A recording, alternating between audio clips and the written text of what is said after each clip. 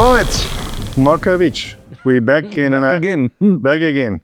Yeah, we seem to make a habit of it now. I mean, it's not every day that you can have this as the office. Yeah. So it's either doing the talk show in the bush while we're hunting or while we're fishing on the boat. Otherwise, it's just the studio. But the studio becomes boring. So this is unique. It's a nice backdrop here at the back and a small elephant. So that you don't get these days often anymore. This was probably 70-pounder. Yeah. Yeah, so the next things up for us is now the marketing, and we basically closed for the year. I think I've still got one hunt for the year. I'm not sure if you're still going to do. I'm finished. I did my last hunt. So now it's resting a bit, cleaning guns, getting lodges ready, and then we start marketing again beginning of January. You going also to the States? I'm going to some of the shows there, yes. Not the big ones. It's a bit difficult to get into the main one, let's say SEI and those areas. It's quite a tight-knit community. And the smaller shows are more, we get more response from, not the smaller shows number-wise, it's just not so popular. Not so well known. Not so well known. Everybody wants to go to SEI or the bigger shows.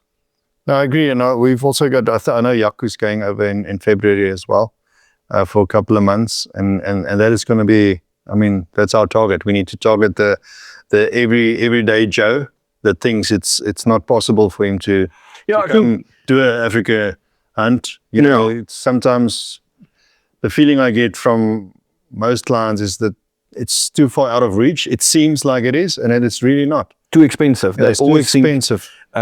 Yes, elephant and a buffalo hunt and rhino hunt will be expensive, but there's so much nice packages that allows you to come to South Africa, shoot a few species, and then experience all the culture, experience exactly the same as what all the other guys will experience, and it will be under budget. And even if you bring more clients, the more of your, if you are 6, the cost is less. If you come in a group. I mean, we've got some very nice specials going out now for packages. And the packages is nice because then it's a good start.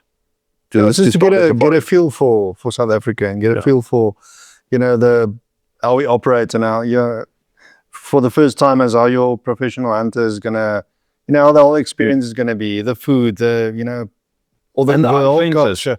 Everybody has this experience or has this idea that all the animals in South Africa is in a 50-hectare or acres camp. And most of the clients will tell me it was actually very difficult to actually get the species what I was targeting, even in a fenced-in area. Depends on the size of the fenced-in area. Yeah, of course. But you get big ones and you get small ones. There's also some people that have small ones. Yeah. That doesn't mean they are less outfitted than anybody else. Not everybody can afford to have big areas, but at least it makes it better that it is your own land. Yeah. The regulation is a bit better. You can shoot your species. That's, you hit the nail on the head. I think most of our animals, and you know, it's quite hard to hunt. Yeah. It's not a easy just go in and, you know, it's not a zoo. No. So for those out there that thinks, you know, it's just a walk in a park, and you know, we get lots of comments, you know, we're shooting stuff by the water hole and why do you do that? And it's easy. I said, well, you can come spend 3 days in a blind for a specific animal and then let's see how easy it is. I mean, because we want to shoot a specific animal. We want to do management control with hunting. That is the main reason. And that 3 days, 4 days, 5 days sitting in a blind is nothing compared to the weeks of work beforehand to make sure that animal. And I'm talking for myself. When I travel to another country to go and shoot trophies, I'm there for 7 days. It might be my only safari. So what do? Do I tell the client I want to go shoot it in a 10,000 and maybe see one? Or do I tell him, you know what, I am here for 7 days.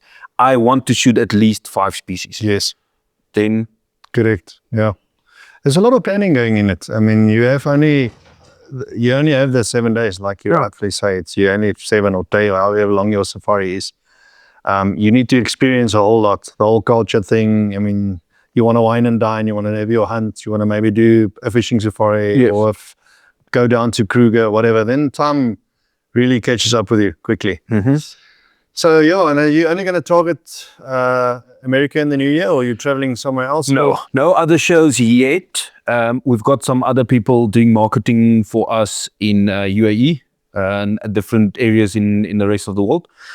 We are trying to get the most clients then we can possibly handle, and giving them the best safari, not to be a sausage machine. We don't want to push in clients just to have clients. We want to give each client the same amount of opportunities, the same amount of quality of trophies, and the experience.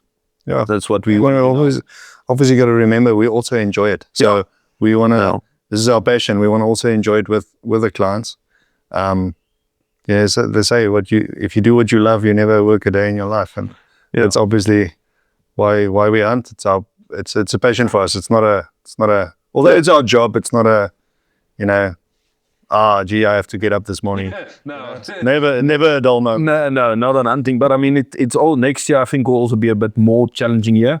The live game auction prices is also moving up.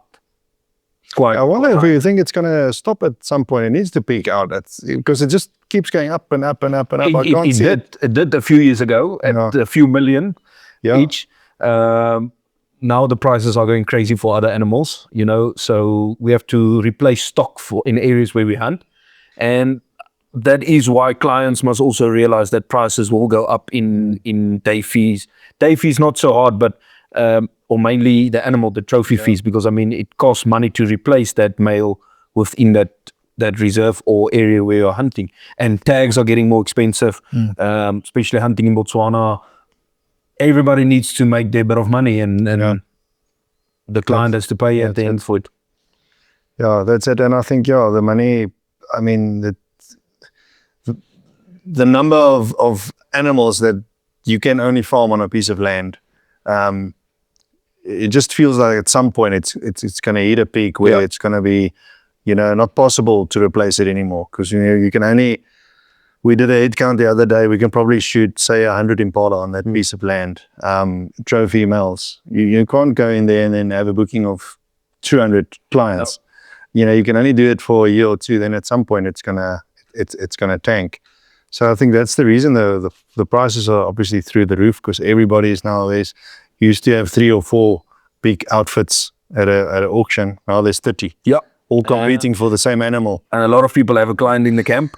They need that animal. They need it. Which is, there's nothing wrong with it, because I mean, you can have 100 kudu on your property.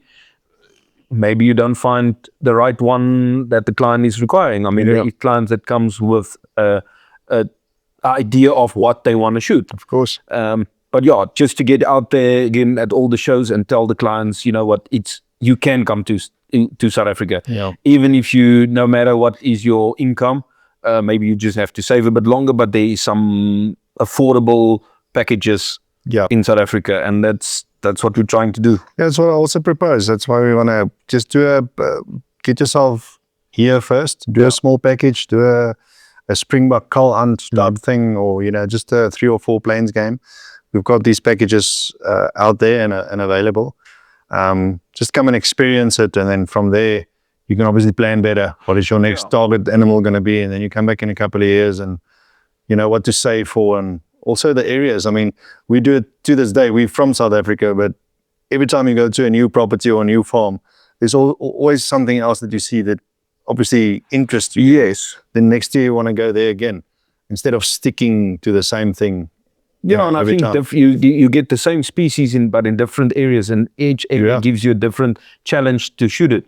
A bushbuck, you will shoot him on the Limpopo River, but you will also shoot him in the Natal Highlands, or you'll shoot him down in the Cape, or you'll shoot him in the Eastern Cape in that mountains, and all 4 of those areas will give you a different type of hunt. Yeah, so exactly. You'll shoot 4 bushbuck, but it will be 4 different type of hunts for this exact same animal. Yeah. But they even look actually slightly different. They do. Same with the kudu. You know, to shoot a kudu in the Eastern Cape, it's long distance shooting. Yeah. It's patience, and that kudu will give you 3-4 seconds, then he's gone. Then he's gone. And a lot of those kudus are also still free roaming. They move through the area. So yeah, so we hope for 2026 we will have a good season. Well, I think it's definitely gonna be a blessed season. Yeah. Everybody is now after COVID. Everything seemed to be calm now, and you know there was a couple of good seasons. A lot of hunters came through, and it's just gonna even get better. So yeah, best of luck in America. You'll probably 𝘖𝗏𝗏 is also going there. Yeah, we'll see him. And the nice thing about the show is during the day we are very competitive. Each guy wants to sell his own hunt, but in the evenings it's quite nice. You're back in the hotel, you're back in the restaurant, and all the people in the same industry that's got the same fighting. We have to fight for our industry. There's also a lot of we are around each other in the evenings, and then the next morning we are in the evenings we're family, and the day we enemies. So, but I mean, we gotta just allow the sun to shine on everybody. There's plenty of things out there. There's enough. That's why we collaborate as well together. So we're looking forward to a good year, and gonna do a few fishing safaris in between, and get the clans on some nice fish hopefully. So yeah, we're very excited. We'll definitely do one of the shows in the it's the 𝗲𝗏𝗶𝗏 Lodge. So we'll probably go and just check out that lodge and show the clients what they can expect from just the basic camp, and then compare it to a proper 7-star rating. So we do give it all. So yeah, hope to see you guys soon. Thank you.